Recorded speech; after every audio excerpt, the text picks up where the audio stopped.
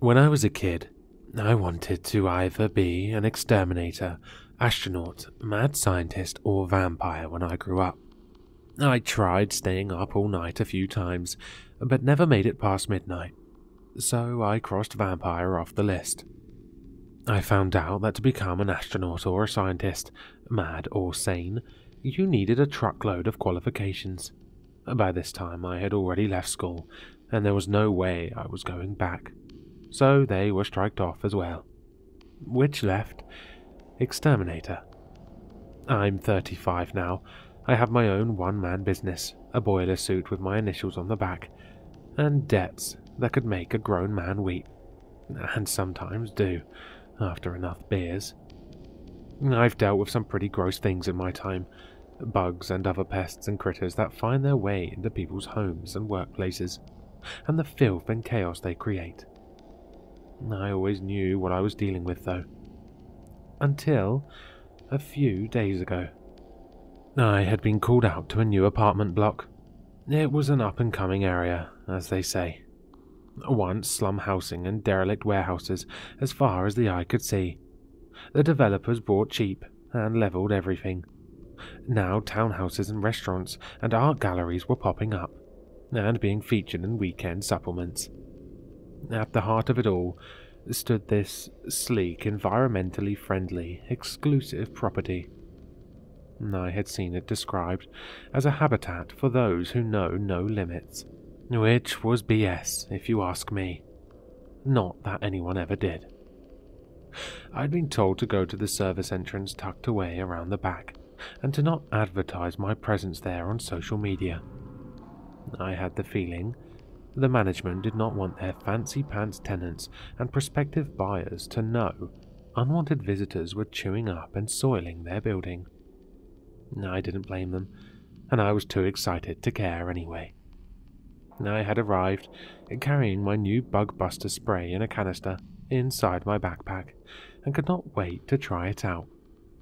Its main constituent was a bacteria that had grown on a meaty beast pizza left out in open for 3 months during the hottest summer on record. I buzzed the intercom, smiled into the camera, and showed my ID. A moment later, the door swung open. It groaned and clanged, like service entrances the world over. I guessed the bespoke materials and expert craftsmanship had not extended to every corner of the place.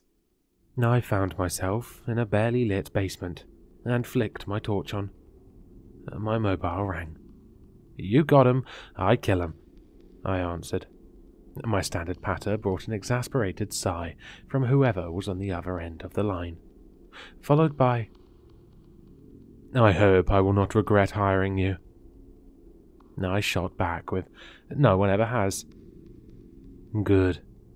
We will need to resolve this unfortunate matter as soon as possible." I grunted in what I hoped was a sympathetic way, and let them continue.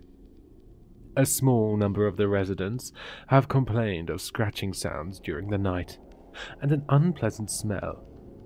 I can only assume it's an infestation." He said the last word like it was a personal affront, as if a rat had crapped in his herbal tea and given him the finger afterwards. "Sounds likely," I told him. Expert professional advice was included in my fee. Before he could start telling me the rest of his story, how the yacht he'd been given for his 18th birthday was too small, how Daddy never really loved him, I asked, "So, you want me to start down here, in the bows?" He cleared his throat. I hoped he was coming down with something. "In the basement, yes," he said. "You see, and this is strictly confidential, when the building was constructed, the foundations of previous properties were incorporated. The costs of removing them completely were prohibitive, and the engineers assured me there would be no issues." "Gotcha," I told him. "You've inherited the pest from the poor people who used to live around here." "That is not what I am saying at all," he spluttered.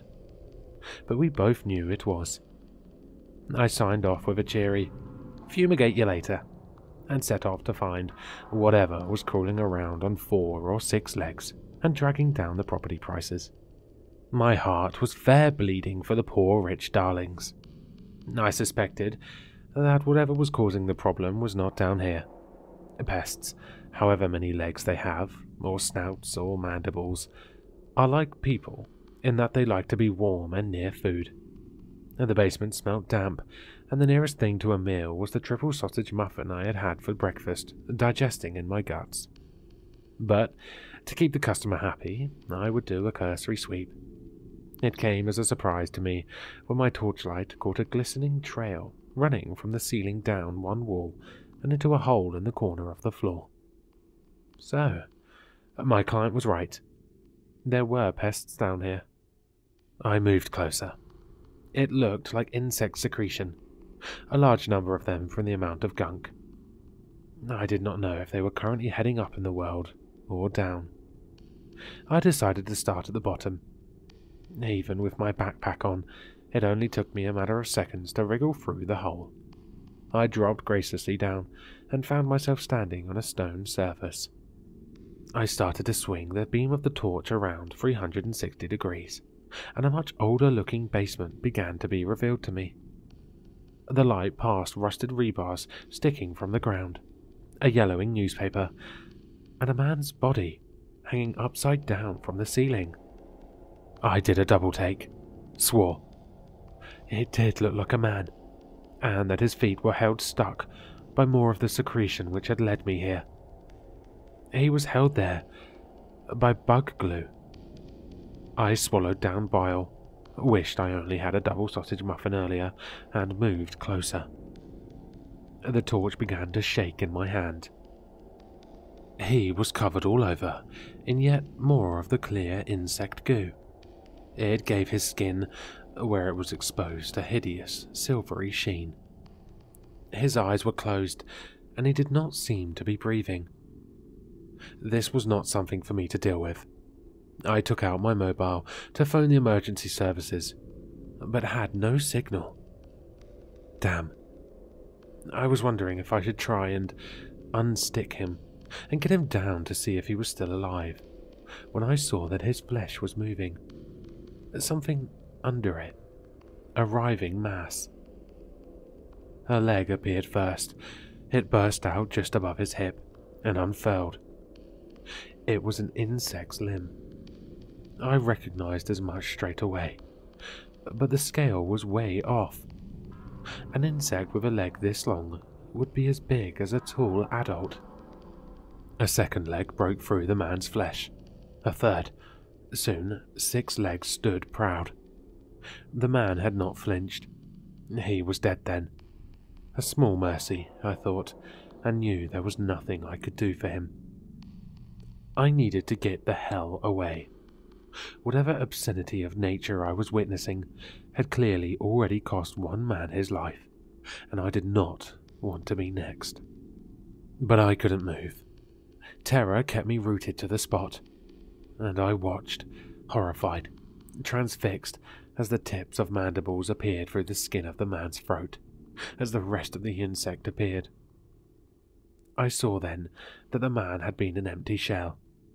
This hideous creature must have grown inside him, feeding on him until there was nothing left, and it was time for it to emerge. It fell to the ground. It began to crawl towards me. I finally managed to break free of the paralysis which had held me, backed away, found my voice. You are one ugly SOB. I wouldn't want to wake up next to your mama. Something tickled my neck. I turned around, slowly. Yep, she was a big girl. Or boy, who cared? The insect that stood behind me must have been 8 foot tall. Its thorax was about as wide as my torso, and its eyes glinted darkly in the light of my torch as I played the beam over its grotesque body. It was impossible to know what it was thinking, if you can call the sparks of instinct that fly around inside such a thing's mind thoughts. But I was guessing that it was looking at me and seeing an ideal home for another one of its young. For giant insects that know no limits. Junior was probably just thinking seconds. Either way, I was insect food if I didn't do something. I unstrapped my backpack and took out the canister. "Don't fail me now," I whispered and unleashed a spray of bugbuster right into Mama's face. I don't think about what chemicals go into the meat we consume, what's in the animal's feed, how their carcasses are cleaned and treated and spiced up before we fry them and swallow them down. Now, I am clearly not an animal lover or an eco-warrior, and at that moment in time, I was mighty grateful for whatever it is about processed meat, plus heat and decay, that formed the basis for something which made the giant insect's body just melt away. I felt no sympathy as I then turned the spray on its offspring and reduced it to a puddle of gore. Dog eat dog. Man destroy insect. I stood there panting. I needed to call the police. I needed to get paid, and then I wouldn't tell the client what I had found. But first, I was going for a pizza. All the toppings, stuffed crust, the works. Hello listeners, if you enjoyed this story, please check out the author in the description. For more content, leave a like, comment, and subscribe for more sinister readings.